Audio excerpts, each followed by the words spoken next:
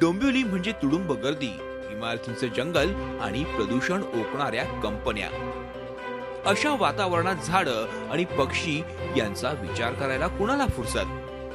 मात्र डोंबिवलीतल्या काही पक्षीप्रेमींनी एकत्र येत डॉक्टर प्रल्हाद देशपांडे आणि सुदीप साळवी यांच्या मार्गदर्शनाखाली चिऊ उद्यान साकारलंय। यात त्यांना साथ लाभलीये ती रोटरी क्लबची। मागील 7 महिन्यापासून केलेल्या मेहनतीला हळूहळू यश येऊ लागलंय। या उद्यानात आता चिऊताई येऊ लागलीये, चारा खाऊ लागलीये। त्यामुळेच पक्षीप्रेमींमध्ये उत्साहाचं वातावरण संचारलंय।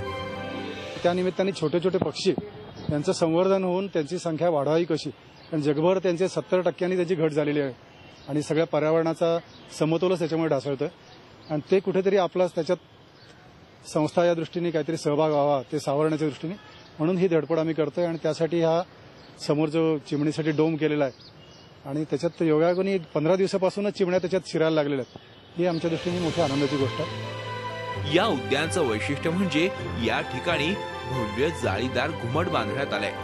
त्याच्या आतील बाजूस फुलपाखरं, आळ्या आणि कीटक मुबलक प्रमाणात वाढू शकतील अशा प्रकारची झाडझुडपं वाढवण्यात आली।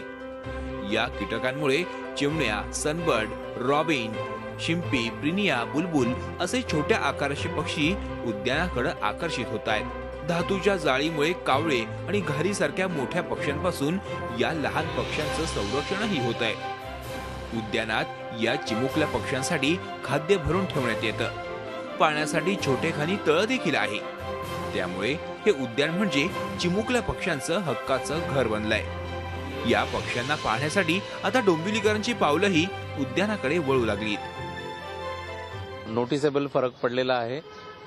गेल्या 15 दिवसामध्ये सुमारे 150 ते 200 चिमण्यांची ये-जा सुरू असते आणि खूप पाहायला अतिशय आनंद वाटतोय। माझ्या घरी गेलो तरी माझ्या घराच्या दरवाजासमोर ना 15 ते 16 चिमण्या असतात। सकाळी 7:30ला मी बाहेर पडतो ना, तेव्हा त्यांना सगळ्यांना बारीक बारीक दाणे करून एक चपाती घातल्याशिवाय मी बाहेर पडतच नाही। आणि इकडे आलो की 4 साईडने चिमण्या, मी एकटाच आहे इथे, पण मला असं एकटा असं वाटत नाही। ते चिमण्या आहेत ना, ते पण माझ्या बरोबर आहे आणि मी त्यांच्या बरोबर आहे आणि पूर्ण दिवस मला एकदम असं कसं भरपूरच आनंदात जातो। वेळ कधी जातो समजत नाही। वाढत्या उष्णतेचा त्रास पक्ष्यांनाही होतोय। अशा पक्ष्यांसाठी हे चिऊ उद्यान म्हणजे हक्काचा निवारा ठरतंय। त्यामुळे डोंबिवलीकरांनी उभारलेल्या या चिऊ उद्यानाचं कौतुक करावं तेवढं थोडं। विशाल वैद्य, झी मीडिया, डोंबिवली।